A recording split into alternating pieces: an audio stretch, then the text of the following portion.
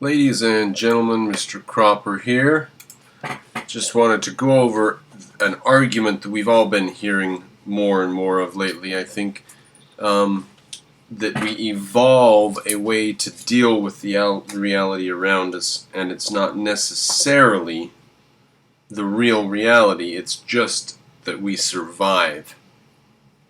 That's why we perceive things this way, because it's accurate enough for us to survive.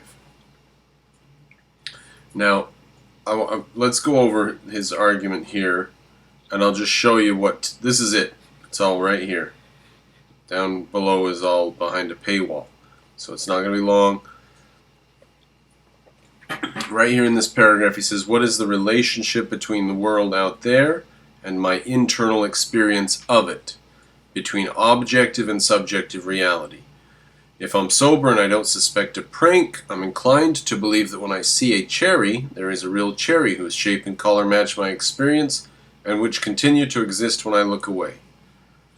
Okay, finishing right there, that is the foundation of objective philosophy. That's your first step in objective philosophy. There is a reality, things have an identity. Then you can go from there. They're trying to undercut that basic assumption. They call it an assumption. It is not really an assumption, it is actually the basis of assumption. You can't make any assumptions without this fact. The fact that there is a reality and you look at that reality and you can know it. All assumptions follow from that. It is not an assumption itself. They're calling it an assumption, but assumptions are something that happen after you know about the world and you know things about the world. Then you can make assumptions. First you have to exist and know that you exist and know the world exists. Okay? So that's wrong. It's not an assumption.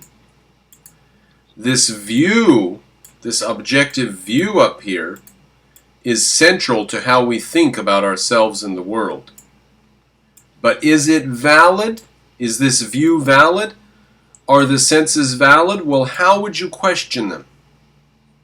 It's presumably some sort of evidence, right? How would you trust what you get from those experiments? When you go out and you try to experiment with this, how would you trust your senses if you're trying to prove your senses are not accurate or adequate? But let's see. Experiments my collaborators and I have performed to test the form of sensory perception that evolution has given us suggest a startling conclusion. It isn't. It isn't valid. Well, you're wrong. It leads to a crazy sounding conclusion that we may all be gripped by a collective delusion. Why is it collective? What would become of my delusion on a desert island by myself? About the nature of the material world. A collective delusion about the nature of the material world. If that is correct, it could have ramifications across the breadth of science. Blah, blah, blah. Okay, so you see how weak this is. You see what kind of garbage they are here, and they're just jumping, jumping, jumping. First of all, it's not an assumption. How could you invalidate it using the very senses that you're saying are just being assumed? What's valid then? How is your experiment valid? So I don't know what's behind the paywall, but you can see right here that it's going to be stupid garbage. We may all be gripped by a delusion about the nature of the material world. Now I'm going to surprise you a little bit here, ladies and gentlemen. I'm going to give them 1 point of credit there. We might all be gripped by an individual, not a collective, an individual set of delusions about the nature of the material world. It's not a very strong point that I'm going to give them, though. All I'm going to say is that we don't have all the information that's out there. When you pick up a frying pan and you don't realize that the handle has been in the flame and you get burned, you have been tricked by reality in a way that a crab wouldn't be, because a crab can see heat. You can't see heat, or else you would have been able to see that frying pan handle was hot. Okay? So, our senses, our eyeballs, for example, only give us some information. Now, to call it a delusion is a super strong, really stupid word for it. Okay, I would call it limited information. So let's redo their sentence here. We may all be gripped by limited information about the nature of the material world. Because we've evolved, and our eyeballs, in fact, I heard an interesting thing just a number of weeks ago, that our eyeballs evolved to see vivid color so well, such a broad range of color so well, because fruit was such an important part of our diet. And fruit is colorful to differentiate itself from the mostly green color of vegetation. That's why we have color vision.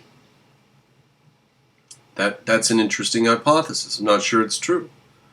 But if it is true, then that just gives more grounds to my restatement of this sentence here. We may all be gripped by an individual, limited amount of information.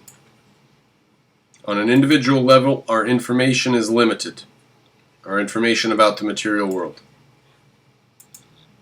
Now, if we can think about that, the fact that we have evolved without X-ray vision, but crabs do have infrared vision, etc. If we think about these things, that might give us some information. But what they're trying to do here, to say that none of our senses are valid at all and we know nothing, and their experiments confirm that, is absolutely stupid nonsense. Alright, ladies and gentlemen, if you appreciate what I do, please Patreonize me, $5 or $10 a month, help me build up a stream, and I will see you in the objective sphere.